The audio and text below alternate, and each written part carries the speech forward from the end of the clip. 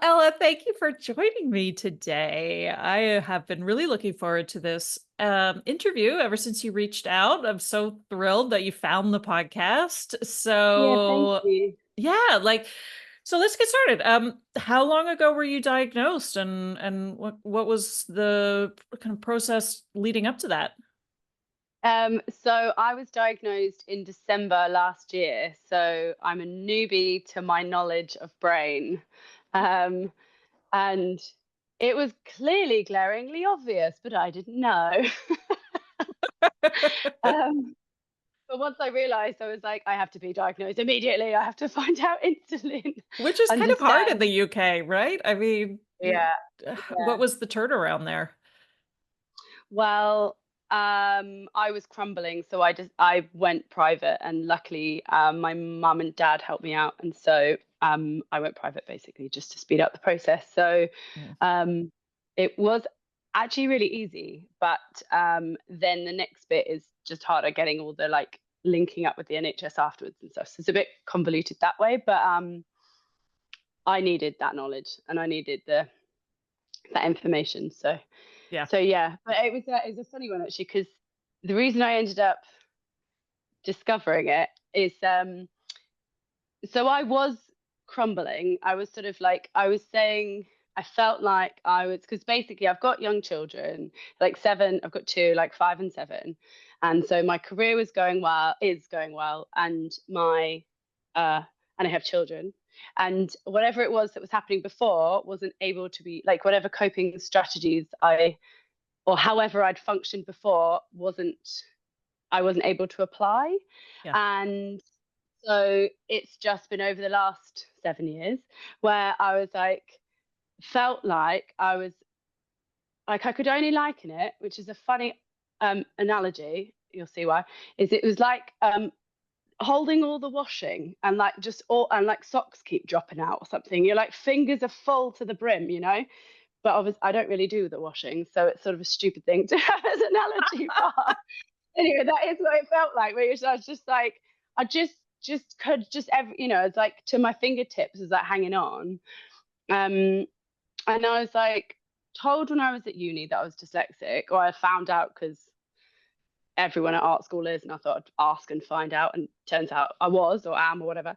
And so I was like crumbling over, and I was like, I can't seem to do adulting. This work thing and managing work and like getting my commissions and organizing it and doing all this stuff. And I was getting to the point where I was like, I felt like I was having an out of body experience where I was watching myself on strike and I couldn't get myself to move. And it was just repeating. And I kept saying it to other people, but I just can't reply to my emails. And it's just so frustrating. And I sort of was like, oh, it must be the dyslexia. So I reached out to the dyslexia hotline, which is, I think it's a UK one. But anyway, I thought I'd just call them and ask and be like, in university, you have assistants for like essay writing and stuff like that. There must be like an adult version of like how you do business or how you run, I don't know, whatever it is. There must be someone that gives you advice as an adult for that same thing. And they suggested I go to Access to Work, which is a UK thing where if you are disabled or neurodiverse, you shouldn't be penalised or in your work situation. You should be able to, there should be other ways of bringing you up to the same level as able-bodied or whatever people in other ways. So it's a government thing where they give you training or like computer, they facilitate you in some way or whatever. Like, or if you had a wheelchair or we had some kind of way that you needed to get to and from work, they would pay for the transport, whatever. So they gave me this coaching, the lady who was coaching me happened to be an ADHD specialist. So, but I'd gone for dyslexia, and so every time we chatted, we'd had this chat. And she's like, with your ADHD and stuff, and it kind of she said it about 5 different times, and I was like, oh, it's so awkward. You keep saying my ADHD, but I just don't have ADHD. And she was like, oh, it's just that you do. And I was like, do I? She was like, oh my God, it is just like everything you've said is that. It's not this, it's not that. She was like, you're in paralysis. You're like, and this is why this is happening. And I was like, oh my God. Oh God, yeah, of course it is. And it suddenly was like do, do, do, do, do, do, do, do. I was like, oh, oh right. Okay, yep, that makes complete sense. And then I was like, and then I suddenly was like, I have to get diagnosed immediately and find out the next step. I was like, oh, so yeah, it was accidental. But yeah, she just kept saying, oh, with your ADHD. And I was like, oh. Anyway, now I can see I why. know, right? Well, and I've talked about this so many times on the podcast too, how like my therapist would talk about, mention gently over the years that I should look into it. And I was kind of like insulted in a way almost, right? Because I had such a misguided idea of what ADHD was. And so I had no idea why she kept why she kept suggesting that I look into it. And I was always sort of like, why do you keep going on about that? Like, that is obviously not my issue. But I'm surprised, like, given if were you officially diagnosed with dyslexia in art school? I was, I was, And nobody and it was mentioned only the there. overlap. No, no, but it was 20 years ago. Oh, So all right. Yeah, because I'm there just, is, I am still of that generation where, I mean, it was only at university, and it was because I found out you get free computers, and I was like, I'll have a go and see if I am. And I was like, oh, that was, I mean, I left school at 14, right? And because it wasn't working. And all through childhood, there was like, I mean, you look back now and all of it is really quite there. yeah. But, and like at school, it wasn't working, but I was clever and I was kind, but then the situations were wrong, and it sort of, and as soon as I was in the right environment, I mean, I was really lucky because since listening to podcasts, I've had so many reflections. And I think because my mum and dad feel really bad that they sort of didn't pick up on it, and it wasn't sort of How could talked they? about or even thought. Right? Yeah. Well, yeah. Um, and I was saying to them though, like, since, because through listening to podcasts and stuff, like so many people say, well, what was the home life like, and what was it, and I've really come to the realization that I literally did not have to mask. So Mm. I just didn't occur to me. I just at home, and actually out of home, like I wasn't the issue. It's the environment or the situation, or I was never made to feel that at fault. So I think they did a bloody good job because I'm happy and I don't have hang-ups that I am it it just never occurred to me. Yeah. I Well, just kept being put in good situations, and I would change the environment and find the way that I would access the way that I could study well, or I would find, and I've always managed to find jobs that are like, I don't know, I just haven't had the pressure that there is a way that you're supposed to be, yeah. I think. Well, that's what I think is so complicated about masking too, right? Because I think part of masking is, like you said, like compensating, right? All the ways in which, as a clever person, you had to compensate for things that weren't necessarily easy for you. And so while you weren't like really feeling like you were trying to get by or hide yourself, your true essence or anything like that, there is a way in which we come at, especially with an adult diagnosis, where we have to start asking those questions like, how much was I struggling? Oh wow, yeah, Yeah, like that, I was struggling a lot, right? Or just those ideas, that strange dichotomy between, you mean everybody isn't like this? And yeah, then yeah, also seeing like, oh my goodness, I finally feel seen for the first time in my entire life, right? And really coming face yeah, to face with the fact that you didn't feel seen, and actually yeah, acknowledging that, because I think that's a lot of ways that we are sort of treading water so much that we don't even give ourselves time to acknowledge yeah, those issues, right? Those compensations. And so I think that that's also part of masking too, right? Which is, yeah. you're working so hard, and then as a parent, all of a sudden your kids come in and it's such a shit show that you're like, why am I so exhausted all the time? And then people say things like, well, you're a new mom, right? Or you're, Yeah, all yeah, those things where it's like, oh, lower your expectations. And that's why I think it gets really yeah, difficult in terms of those expectations of ourselves, because you said like you're an incredibly talented artist, and yet immediately you were like, but I suck at email, right? So there's always that yeah. thing, those expectations of yourself, like you should be both, right? And like, where does that come from? Why do you feel So like you need to be an adult when you're doing so well at all these other things? Absolutely. Well, I was I'm thinking about this. totally like No, coaching no, you it's right now, right? I'm true. like putting you on the No, spot. no, But no. I think it's about, I think there's a part of masking that comes down to those expectations of ourselves and like, where do Yeah, those yeah, come yeah. from? Yeah, for sure. And I think that is something I'm working on a lot in permission or acceptance of things that you're good at or not. Because, like, for instance, as a creative, right, I absolutely have no expectation that I will suddenly rock at accountancy, nor would I expect um, someone who is in that field to be able to suddenly, create a sculpture. And I would never expect them of it. And I think that's the thing about because that's just not the way they're wired. You Yeah. don't make stuff like that because you work in this way. And equally, that's the same with the way that all of the different brains are. And so I think I've become much more confidently being like, no, that's just not, like, I can do great other stuff. That's just not the thing I do. That isn't the way I work.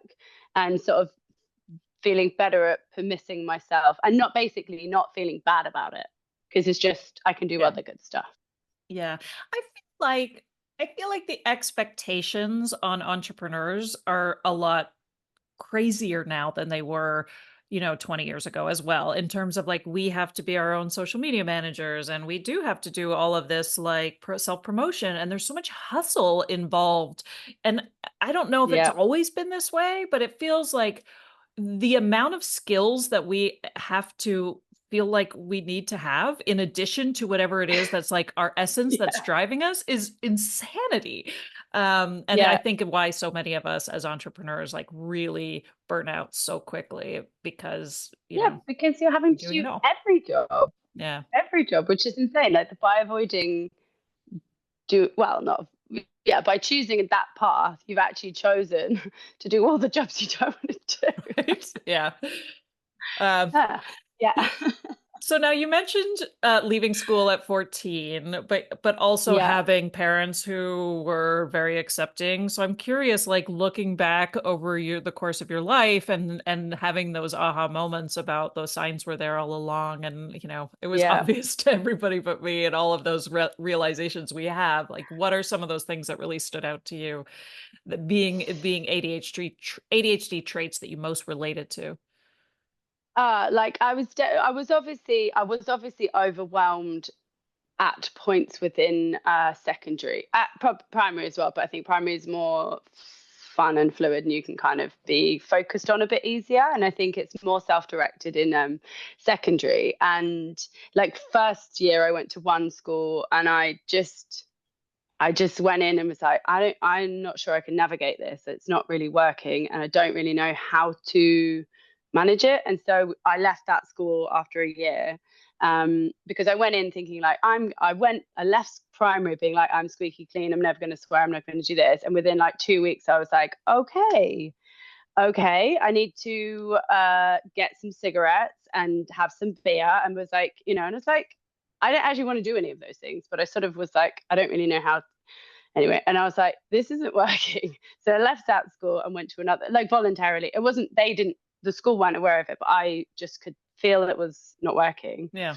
Went to another school, and was there for 3 years. Was okay-ish, but I just didn't, I don't know, just didn't really feel, wasn't really in the room. I was going out a lot to parties and like raving and just doing stuff that was a bit more older than my years, a lot of stuff. And again, so I was like, school's boring. I don't want to be here. It's annoying. And so I was very disinterested and disengaged. There was a few people who were like, no, you've got it. We like you. Like, the art teacher was very nice. And there was other people that kind of got me, but other people just had assumed I was not very nice, or didn't, I don't know, that I wasn't really worth the bother. And then it would just get a case where I'd just get blamed for stuff that I genuinely hadn't done. I mean, I would also get blamed for stuff I had done, and I would stand outside and get told off for it. But if I would get told off for stuff I hadn't done, I was like, I'm not standing around and waiting for the pleasure of being told off for something I haven't done. I'm going to go home because this is unfair and unjust, and I'm leaving. I just was like, it was just not. It was just such a toxic environment, and their additional needs area was a desk in a room that no one used because they just didn't have any concept of anyone having any dyslexia or any needs at all. So there just wasn't any kind of understanding of that at all.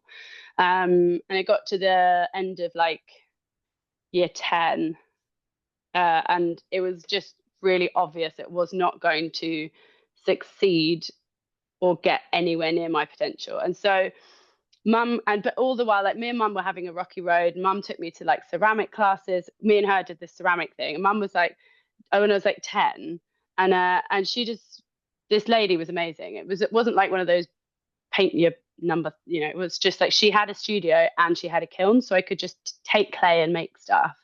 And my mum said like she was just astonished, or I'd just go from nothing and then suddenly make a head, or like suddenly make a whatever. And they're actually quite good for 10-year-old. Well, they were quite good. And I think it was just, they were like, oh. And it was nice to see that I could do stuff. So I could do stuff with my hands, but the school setting wasn't working. And mum had found out, mum and dad had heard about this course at the college nearby that was for school refusers, or like people who like had left school and not attained any GCSEs. So she spoke to them and asked if I could go in, but early. So I sat at the year I should have done my GCSEs, but I went to that college instead.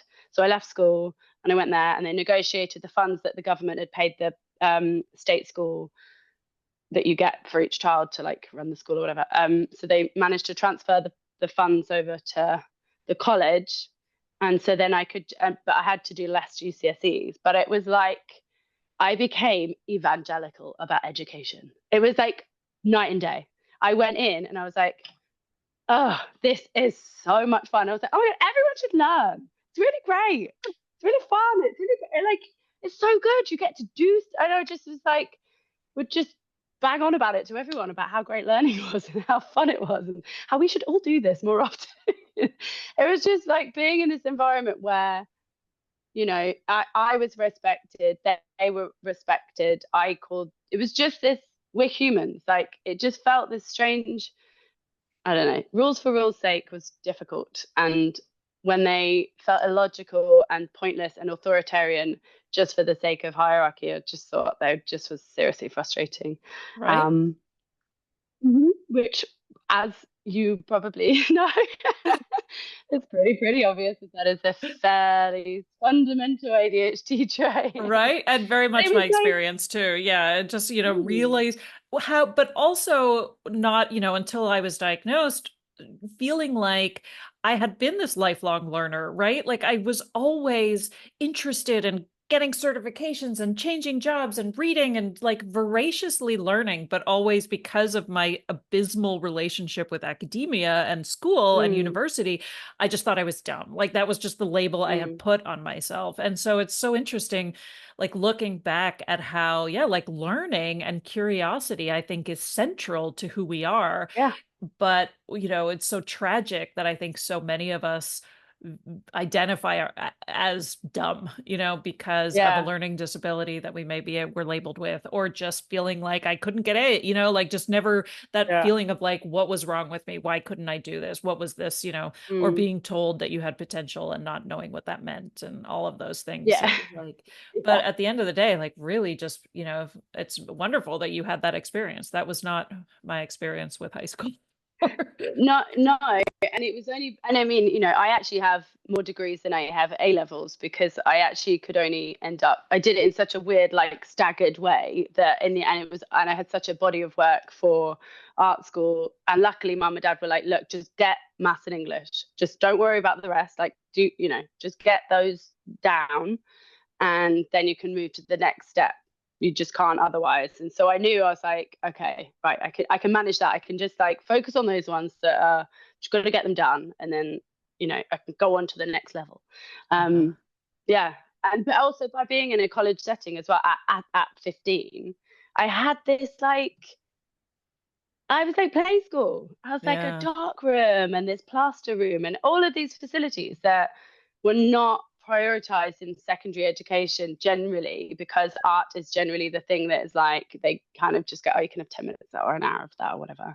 Yeah. Um, yeah, so I got to choose all the ones that I just thought were really interesting and inspiring, and it was just, and thereafter I've just had such a fun time in education ever since. So it just still had never occurred to me, because I kept doing the things that I really liked doing, and I was allowed to, and never pressurized to do stuff because it was logical. I just was allowed to study and learn and enjoy things because they made me happy. And then by doing that, I accidentally found my job. Yeah. So I think by being truthful to the things that bring you joy, often you end up being the best you, and finding a way of finding a job that's the best skill you have, or, finding the things that suit you best. Right. I mean, well, and I feel like you wrote about this maybe in some of our correspondence about like, ADHD.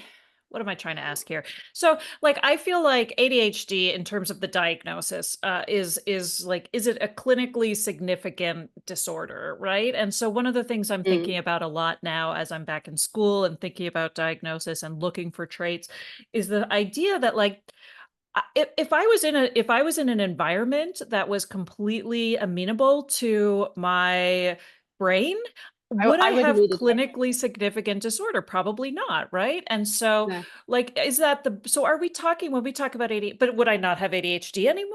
And so I'm like, are we talking about this brain that sometimes flourishes and sometimes really struggles depending on our expectations or our environment?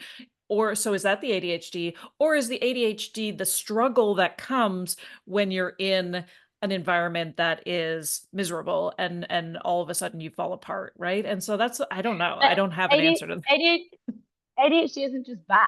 That's the thing. Yeah. Unfortunately, a lot of the focus talks about what is not good, but Yeah. it's a skill. It's a bloody great, amazing skill. And like it is, and like I was talking to someone recently about this, that how like there's too many people that have it. It is an evolutionary choice to keep it in. There is a reason. Like same with dyslexia, it's an evolutionary choice. I can't say the word clearly. It is an evolutionary choice, whatever. Yeah. Because prior, like our reading history is a dot of our like life, our evolution, Yeah. and Hmm. prior to that, the skills and the benefits of dyslexia and ADHD, the spatial awareness, your ability to like hyper focus, your ability to like go from one place to another and seek new interesting things, like your stamina to do above and beyond what some other people can do, your under like I was talking, so I've just started talking to the psychologist. Oh yeah, so anyway, so that's, it would make you above and beyond others. But I was talking to this psychologist. I've just started maybe working with this psychologist who specializes in creativity, and I think we're going to work together and like map out, see how I'm work when I'm working, and see how you operate. But she's also, Ooh, cool. yeah, it's really really interesting. But she's also looking more into how in the next 5 to 7 years into like how neurodiversities interplay with creativity and stuff. And some things she said to me was people that flip their letters are often better at spatial configuration. And so, because like she was talking about this guy that does dry stone walling, and she was saying like, because he can work out this stone will fit in this section, and it's to do with the way that your brain flips things and Hmm. understands spaces. And so you look at it like, oh, he flips his letters. But actually, he's bloody amazing at working out how you build this thing and how you do that. And actually, that's just a byproduct that just emerges in our Western or modern way of operating. But actually, it's just a separate thing. So I think ADHD is amazing. It's also annoying. And there's things that, like, if I was living in a forest where I had to be like managing myself on the land and whatever, and I didn't have to deal with my accounts and my bookmaking and my emails and whatever else, I don't think I've even had a clue.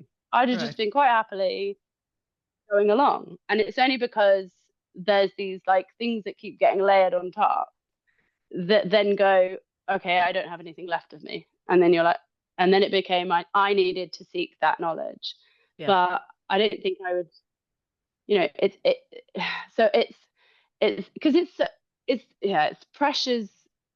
It's just so many different, just culturally as well. Like I'm sure different cultures experience it differently based on what we prioritize, what we see as good, not good, and how we treat each other. And, so depending on where you are in the world, probably is also why there's like a difference in like rates of diagnosis or whatever, um, because of those pressures Yeah. and Right. awareness as well. And why I feel like I'm always asking that question, like, is this ADHD or am I just an angry feminist living in a capitalist society? Like, Or am I both? raging, right?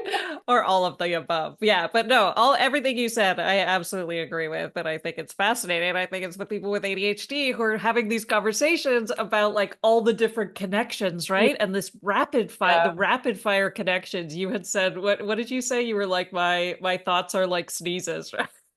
Yeah, yeah, yeah, But that those rapid fire connections that we have in conversation, I think, that's yeah, it's such a telltale way of like when when you're talking about this stuff and you're just like feel like that guy with the red string all over the wall, and then there's people who are like in it with you, and then there's other people who are just sort of like blink blink, what's happening right now? yeah. Okay, so I want to go back to uni and like the first time you touched a chainsaw, or maybe it was before uni. Like, Yeah, what I know it was easy. It was. was it? Like, Uh, walk me yeah, through yeah, that. yeah. So I was really lucky. They don't do it anymore, but I was in the last year of my degree where you could either do a dissertation or work with a practicing artist and keep a journal. And I was like, I'll keep a diary and hang out with an artist. I think that sounds like a lot of fun. I'll do that then. And my parents had taken me to Glastonbury Festival a few times when I was younger.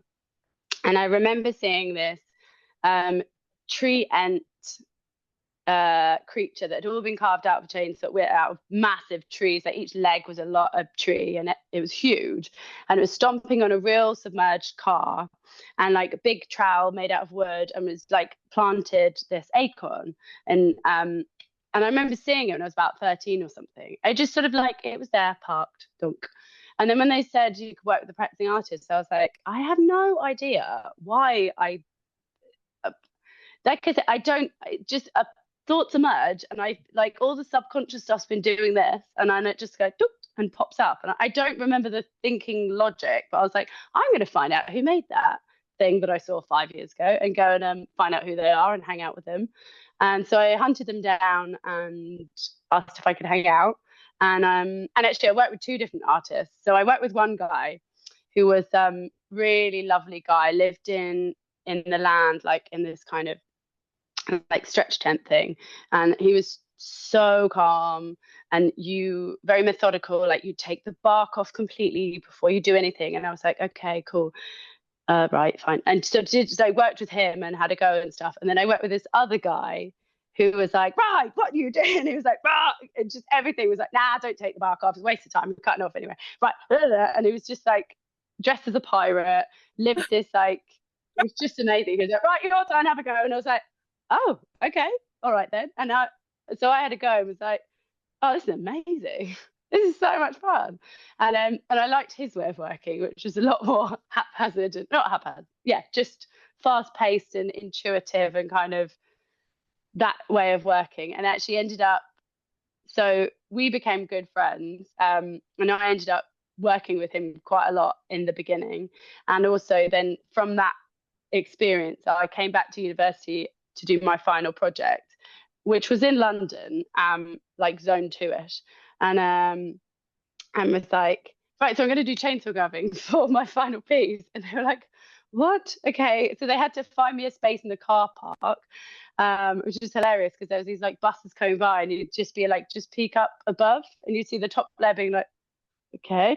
And and and I started getting wood lopped up to London and stuff. But yeah, it was so much fun. And I mean, I did not have a clue what I was doing. I was using a blunt saw, and I mean, it was just a complete mess. But it got me on the understanding of like, this is a way of working that's really fun. It's a very direct, I have a thought, and the action has happened immediately. And so, like I was saying about, my thoughts feel a bit like sneezes. If I don't catch them, they're gone. They're like, oh, and it's disappeared. And so I found loads of other ways of working where, like, ceramics, I love the immediacy of like squidging earth together and making something. But then I would maybe have changed my mind by the time it had come out the first firing. And then you've got to like wait for ages. And then you're like, I don't know what I'm doing half the time. And it was too slow a process to be able to realize the thoughts. It wasn't sort of immediate enough. And so I like things like welding, because you could go, I wonder if this would look cool with this. Dunk. Okay, there you go.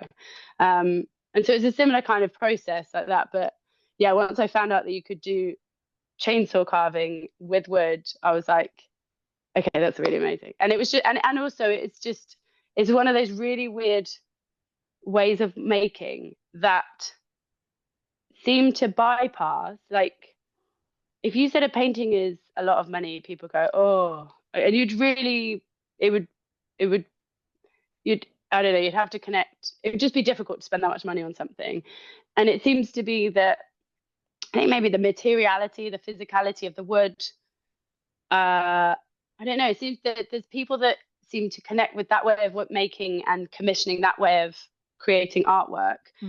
That they wouldn't connect with otherwise. And so I have found that I am able to sustain a living in a way that I don't think I could if I'd have been another type of maker. I might have done, but I am able to live off my art, and somehow it works. Yeah, that's interesting. Like the artistry and the skill is not necessarily up for debate the way it might be with other media. Yeah. Yeah, it's so interesting. I think it's because it's in front of you and it's like directness that people are like, okay, fine. Yeah. Well, and it's at the scale too, maybe. I mean, you just look like you're having so much fun. You look so badass when you're doing it too. Like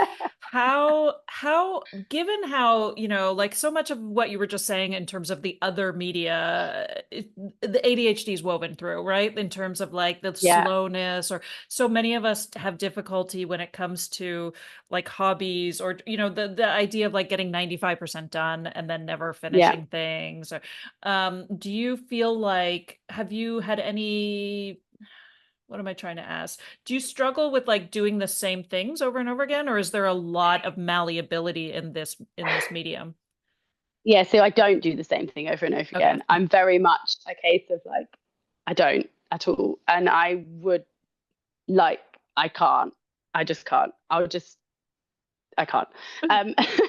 So but I love people. I love stories. Like I've always found like, I love people and hearing that. I mean, I'm talking to you now about myself, but generally I don't enjoy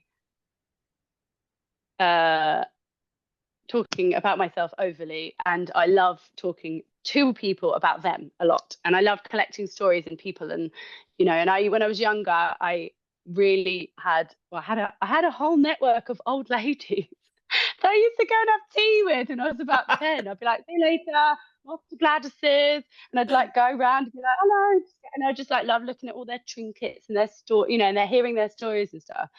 And I have to say that's pretty much what I do in my job, because people say, I want to have this. And I'm like, okay, cool. But it's not shopping. Okay, let's think about this. Like, let's pull you into this sculpture. Show me your house. Show me your things that you've curated over your lifetime. Like, show me a spoon handle that you just think is awesome. Or like, I don't know, tell me something about you, or like where you are, whatever. And it would just be something in that learning about them will show me like a pattern, or an image will come out that I'll be like, okay, you said you want an owl, which I will do, but I want to bring in all the other bits. And then I'll like somehow make it about, and then it's personal, it's about them, and it's interesting for me because I don't know what it's going to be, and we'll come at it together. And then it is that collaboration, and that kind of, like, it needs to be something that has that at its core, I think, and it's kind of that connection. And unless I have that connection, it feels flat. And so it feels so joyful, like that I get to do that with other people. And I think that's where I find the interest and the excitement and stuff. So it never is the same, because the person is always a different person and their stories are different, and why they've come to it is a different reason. And like, so it just kind of, yeah. And honestly, the connections as well that I end up having, like almost all my carvings, I end up like having a big hug with the clients afterwards, because it's such a personal journey we've gone on, that's like this kind of collaboration of togetherness sort of thing. So it's yeah, that's how I think I find it's always exciting and interesting, because it's always different. But I have also learnt I'm not very good at doing things at home. Uh, It's the intensity of knowing they're there, because I often go to people's houses, so I work on a tree that's in their garden. So it has a time frame. I need to do it within this time frame. I've agreed what I think, how long it will take roughly, and there's that tempo. And then at the end of that tempo, it's the end, and then I leave. And so it's kind of sustainable for that time. And mm, then, so I think that's where I have learned over the years how it works. And then yeah. it's a benefit. But yeah, if I would be a bit, I don't think it'd be very good if I had my own yard and I was like flouncing around, because I just put things off. Yeah. So yeah, and it's so interesting how like we intuitively set ourselves up in those ways without really realizing Mm, why it works or what that need is. It's just sort of how we do that. yeah, And I think about that with my book too, because I've shared this before on the podcast, but like when I wrote my book, it was like a timed contest, where there yeah, was like that you got your money back from the class if you finished your book. And it made perfect sense now in retrospect, because I was like, challenge accepted, right? Like I was like, but if I had not done this, if I had not had this structure, I would have been sitting around being like, I should write a book for years. And mm, that's where I am right yeah, now. But yeah, yeah, but yeah, those things where you're like, oh, I didn't realize that was all ADHD, and sort of having to now go back and see it in like the fabric of your life everywhere, yeah, right? Now, how yeah. much has your process changed, or has anything changed for you just in terms of I mean, obviously a lot changes after your diagnosis, but is there anything that comes to mind in terms of either professionally or even just like as a parent or relationships, or is that like another 3-hour conversation of like uh, what are some things that you feel like have changed for you in this last yeah. half I year? found it so fascinating, just like looking at myself like a person I'm studying. So kind of being like, huh, that is why I do that. Like, and just why I have ended up like the job I do. Like, I cannot, you just say like the way of managing yourself and your symptoms or whatever is like, movement is really good for you. And like, you can't necessarily meditate in the same way another person might, but you can do it through, like an action that is quite, an action. I literally do that all day. Mm, I have to yeah. think only about the saw and like where it's going, what it's doing. And so I realize I am like giving myself like a brain massage like every time I do a carving, because it's like so mindful. It's like you cannot think of anything else. You are in that moment and that is what you're doing. And but I also know I don't, because that's how I have to work. I have never really done things that have to be exactly like the picture, because I don't want to have to keep stopping and being like, oh, right, yeah, yeah, So I do a drawing, but actually it's for the client, it's not for me. Mhm. Like I've got it, so we've agreed like what it'll be, but I have to say all the time, like this is flat, this is not. It's obviously in the round, and then I will have to work out how that works. And I now see why I have done that quite intuitively, where I'm like, I always leave it really open so that I'm not controlled and I can just feel and flow and learn what is going on with it. And yeah, I think that's a really important process. And I now see why I've prioritized that quite heavily. Mhm. And I'll continue to do so. Have you ever had a commission client who's been a nightmare?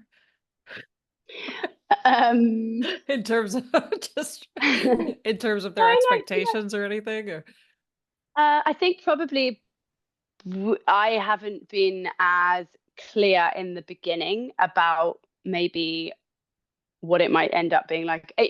It's never been too, no, I've never really had that anything particularly that bad, but that like I've got better at my communication and just double checking that we're on the same page. And so, because I can say, think of a spade, and you can think of a spade, we are probably picturing two completely different looking ones. We both Mhm. said, yeah, yeah, it's got a handle, it's got this, whatever. But how you envisage it and I envisage it is completely different. So, unless I've kind like mapped it out within reason and said, or explained, it won't be exactly what you think it is. You know, yeah. So I think there was probably that was probably more the case before, Yeah. but no. And I think I would say I think I am very intuitive. Like I get a senses quite quickly of people, and if I feel uneasy, I won't work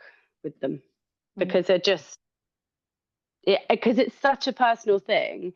If I don't feel it and I don't believe in it, I can't. And if somebody's not very kind or the way that they're talking is not very, it doesn't feel nice, then I just, it will just, because it takes a lot out of me as well. And it's sort of like, it just, it won't work. So yeah, I trust my gut a lot, I think. And I think I trust it more now because I realize that mostly I'm working on the subconscious and I have no idea my that's going on all the time and my conscious is sort of coming in and out. And so I have to just trust that if I have a feeling or a thought, I just have to trust it. I don't Yeah. need to know the background of where it comes from. I just need to go, I feel like this. Okay. And just trust it, sort of thing. So I think Yeah. I'm getting better at being faithful to my feelings and trusting myself. Yeah, right. And I think for so many of us too, we have that really, really strong intuitive response to a lot of things, but we have stopped trusting ourselves. And so I You can think there logic is, it out. yeah, or just, what's wrong with me? Everybody else is thinking one way, so I'm looking at this Mm. completely differently. What's wrong with me, right? And that always seems to be the default in terms of our inner narrative. And I think, Yeah. that's been a tremendous change for me personally, is just that feeling of like, oh no, like you were right all along. Yeah, yeah, Like yeah. really tune Yeah. in and follow that gut. Yeah. Yeah. I just realized that like I don't need to know why. I just need to know that's how it feels. So it's okay, and I think all of us could do with doing that, to be honest, and Yeah. just trusting if you have a sense of something, like it doesn't make logical sense, but just trust it. And actually I'm almost always proved right that it was the right decision or the right kind of. Yeah. So I think that has changed mainly. And I think also I realize now why I'm not feeling very good with my emails or whatever. And like now I can see like I've got better at going, okay, I'm ignoring this one. What is it about it? Okay, pick it out rather than just being like, you're an idiot, feeling bad about it. I'm like, okay, something about this is challenging me in a way that's making me procrastinate. And why is that? And what is it about it? And I think because now I understand what the procrastination is, it's like overwhelm and anxiety because of, I don't know, the way my brain works. That like instead of going, why are you feeling like that? I'm like, okay, looking at it from an outside, being like, what is that about that? It's because I know for whatever the reason is. And I think having that knowledge as to what the motivation is behind a feeling is so empowering because you then can stop trying to be like, why? And then just be like, okay, that's just how it is. And then what am I going to do about it? And how do I. And I think it's just a very different, I'm just not wasting the energy beating myself up. And then I'm looking at it going, okay, I need to acknowledge why this one is making me feel like that.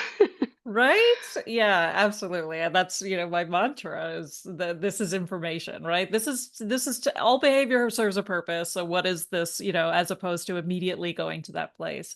And I would Yeah. challenge us like at the very beginning of our conversation, you were like, I'm not very good at adulting. And you were clumping in adulting as being like emails or washing or accounting. Like, when did that become adulting? Why don't we define adulting as like intuition and curiosity and Yeah, passion and, playfulness? Like, that's yeah. adulting, right? I should have Uh, caveated it with the boring adulting that was right? the or whatever the admin adult admin. Right. And so there's a part of me now that like when I'm like, of course you don't like that, right?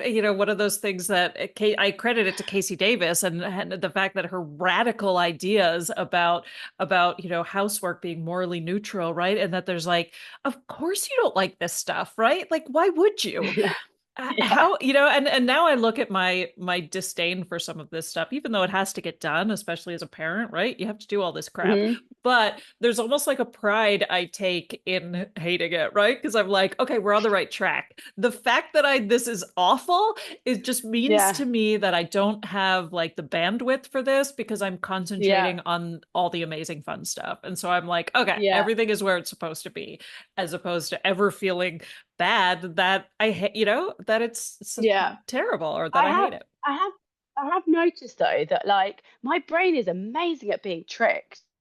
If I put on a podcast or if I like, my hands just do stuff. Like it just happens, and I'm like, and then but I just forget to even think that thought, and then put on the podcast, put the headphones on or whatever. But if I remember to do that, and then put them on, and then like, and I'll just potter for ages, and I'll turn around and be like, oh, my room seems to be quite clean. That's amazing, But I just have to remember to put on a podcast, put my ears on, and be like, get down. But I'm lucky. Like my husband's amazing. We've got a very like he's ne- I he's I'm never made to feel bad. We have our skills, and neither of us makes each other. It just works really well. He'll just be like, "There's your washing. Could you do something with it, please?" It's kind of got higher and higher. And I'm like, okay, gosh, probably put it away now. Yeah, but we kind of, yeah. It's I've never. He does. He also doesn't sort of. Yeah, there's no guilt tripping. So yeah, Yeah. I'm very fortunate in that situation. But Right. occasionally he'll be like, "Can you?" And I'm like, "Oh yeah, yeah, yeah, yeah, yeah. I should. Okay, right. I'll focus on being that now, and I'll put on some Yeah. headphones." Right. Yeah. I feel like that's been a huge change too, which is just feeling like I can appreciate everything that my husband does without feeling guilty about the fact that I'm not doing it, right? Because I can Yeah. also now see all the things I'm doing. And I never used to pay attention to all the things I'm doing. I would only pay attention to Mm, the things he was doing because I didn't want to do them. And so I was so grateful for the fact that he did them mm, that I ended up immediately feeling bad that I didn't also do them. And now yeah. I'm like, thank God you do that because and I bring all of this other wonderful, who knows what I bring, but I'm sure it's great because he's stuck with me for so Yeah. long. But I'm like, I'm not even going to question what I bring. I'm awesome, right? And I Yeah. just like the Yeah. ability to be able to say things like that without irony, I think I absolutely Yeah. thank my diagnosis for that. Yeah. Um, 100%. Well, I think that's the thing. It's like, I mean, within our household, like he just likes doing all that stuff. And I was like, I've given you your life's work. That's what me being here has done. You love organizing and tidying, and I have provided you a life's life of go me, all right? that. I'm That's so awesome. generous. Well, I knew this would be a lovely conversation. I'm so glad. Thank you. And now I'm curious, given some of the things we were talking about earlier about ADHD and like because that's sort of now 4 years into my diagnosis, that is a question I ask myself a lot is like, I'm not struggling the way I was when I was diagnosed in Yeah. many of those same ways. And so what is that?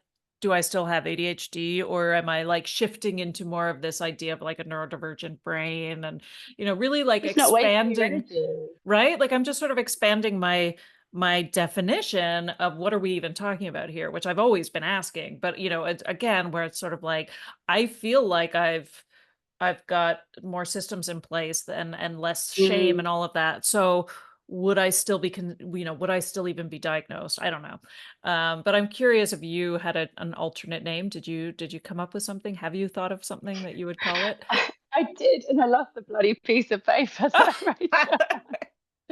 That's fine. Classic. If you ever find it, you But can send it. I was thinking though that it was like for me, it feels like unpredictable motivation and focus. So like unpredictable sort of misdirected attention sort of thing. So it's sort of like it's just I can't predict exactly what my interest would be or what the focus might be or when I might be motivated to do it. So it's that kind of yeah, I don't know. I came up with some acronym that was not very pleasing, but yeah, it's sort of just yeah, I don't know. I mean, like you've said before, the ADHD line is now known, but I still don't think it's. I mean, I've had so many different experiences when I've said to people, I haven't even told. Well, I've told some people, but they go, really, I would never have thought of you. I'm like, firstly, you don't know enough because I mean, it's like a bloody blinker. Now you know what I do and how I operate. And then other people I know have told people, and they're like, oh, and they're like, no, no, no, I'm not sad about it. You know, Like it's right? not like I'm not like I'm not dying. I'm fine about it. I'm really happy. I mean, I cried with happiness when I got told because I was terrified just before he said it because I was like, if it's not that, then what the fuck is it? Like, and so when he actually said it, I was like, I just wept with relief that Mm. like I get it. Now I get it. And now I understand it all, and it is lovely. Yeah. And yeah, I just now I feel like I need to kind of go back a little bit and say it's not like I don't struggle. I do not want to end. I don't want anybody to think that they hear me say like "Oh, positive vibes only." You know, like I'm certainly. Yeah, It's not that I'm yeah. not struggling. I still have rejection sensitive dysphoria all the fucking Mm, time. I'm like yeah. really. I procrastinate. I have anxiety. All of those things are still there. I think just a Mm, lot of the struggle that I associate with that is the confusion and the frustration and yeah. the what Mm, is wrong with me questions that I don't have anymore. And so maybe it's just I'm yeah. redefining what struggle is. I don't know. But anyway, I don't want anybody to think that I'm magically like, But I've never fallen into the ADHD as a superpower camp for that reason, because I feel like there's a lot still there. But I I would think say like I think with the energy output is like I think there's always an assessment of like is there going to be more of me at the end of this task or less of me? And some jobs make me more full and some of them make me less. And so I think with even just understanding that anyway, and people, who if it's seeing this person is there going to be more of me at the end of it than less. There's kind of people that fill you up and there's people that um take all of you away. And I think understanding that and being like, I was gonna say, it's like just having an understanding, like all the thinking of those thoughts are taking already too much away.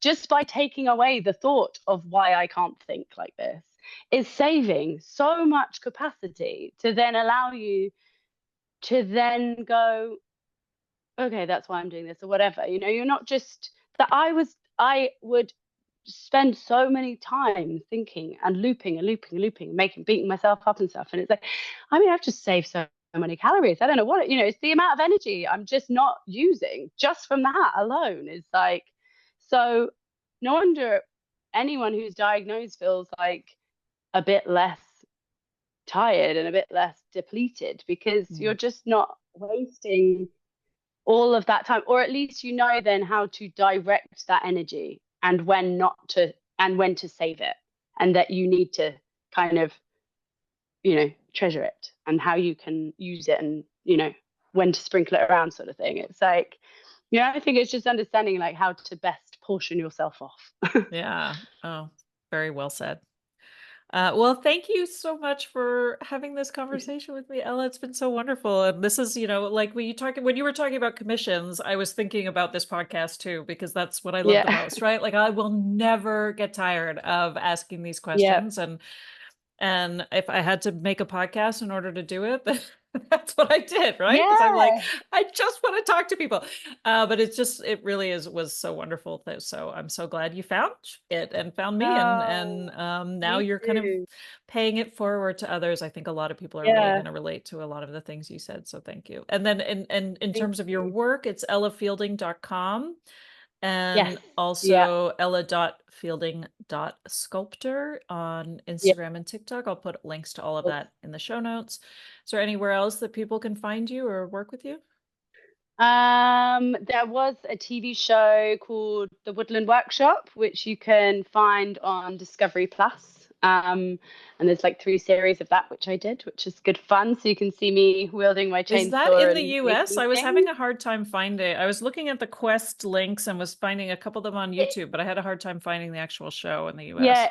it's do you know the Discovery Plus subscription thing? Yeah. Okay. So is It's it on it's the on US it's on Discovery there. Channel too? Okay.